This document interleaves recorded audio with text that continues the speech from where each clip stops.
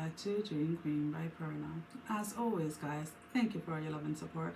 Thank you for liking, sharing, subscribing to the channel. And if you haven't done so, I encourage you to do so. It helps with growing the channel, getting the video out there for more people, as well as keeping me accountable. For personal readings, so that information can be found down below in the description. So, Virgo Libra, what do we have for this week for you?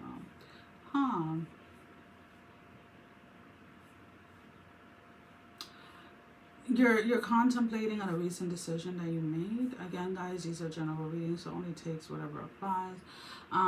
Some of you feel that maybe you rushed into something. Maybe you went into something without knowing enough about a situation, and now you're wondering if you've made a mistake.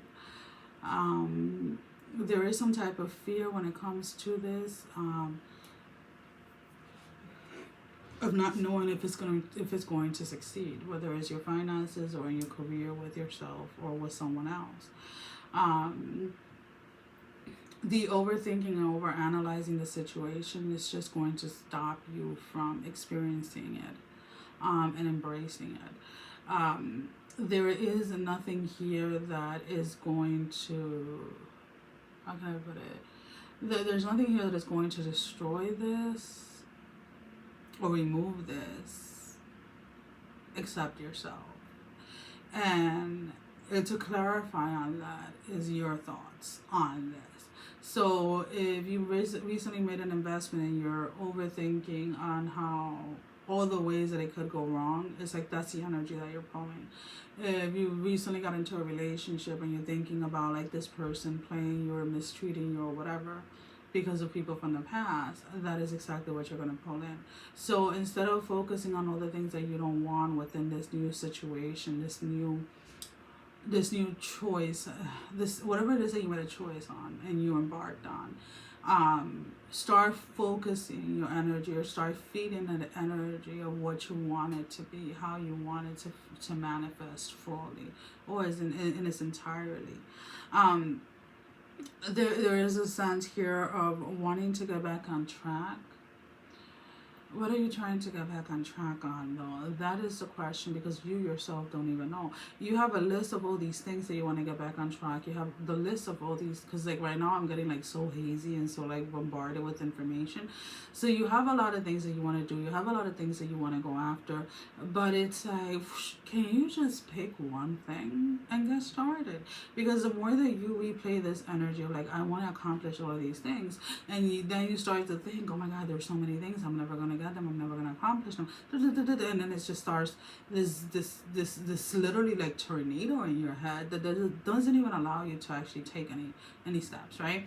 So for example, when somebody is trying to lose weight for whatever the reason, and they try to go like on a drastic diet, right? And while they're in the diet, they're missing things, not so much physically, but a lot of the times is mentally, because they're thinking about the things that they cannot consume or the things that they cannot eat, right?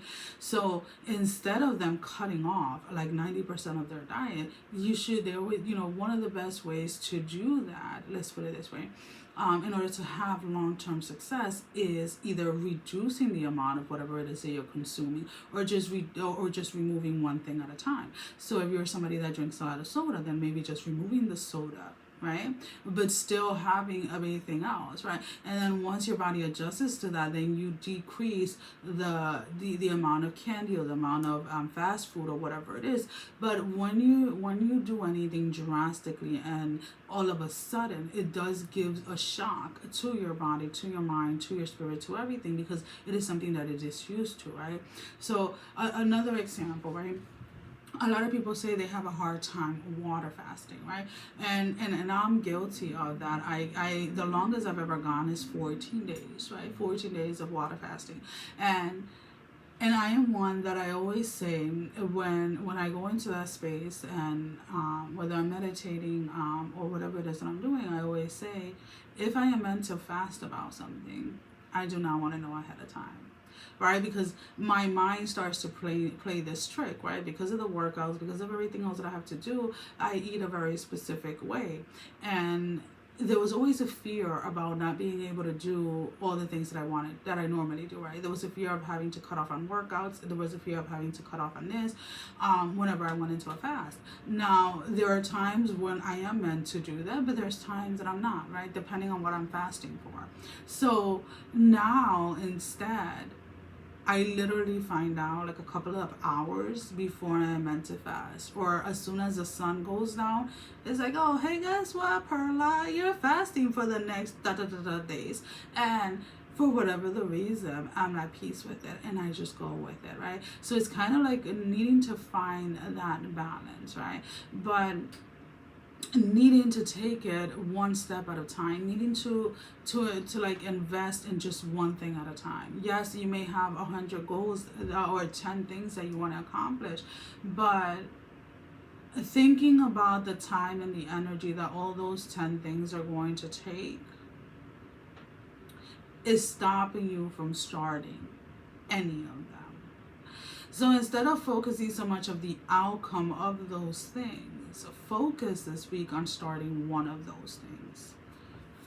So let's go ahead and let's pull out a love card. So the love energy, it does not necessarily have to do with another person. This can be love within yourself, love with the universe, love with your career, with your hobby, with your business, and definitely love with a significant other, love within family. So we have the passion card. Insane chemistry, liking like each other equally, and having fun. So if you give yourself the opportunity to go after what it is that you're passionate about, you're going to find that the energy, once you immerse yourself into it, whether it is a relationship or whether it is within yourself, the energy is going to be reciprocated back. So let's go ahead and let's pull out 3 tarot cards. Anything else that they need to know? And I know, guys, I am practicing my shuffling as much as possible. Not as often as I should. I'm not even gonna sit here and lie to you guys. But I'm practicing mainly when I'm doing videos. I'm trying to practice off camera as well. I'm not even gonna lie. It's just not as much as I probably should be. So we have the 9 of Cups in the upright, the Knight of Cups in the reverse with the Star card.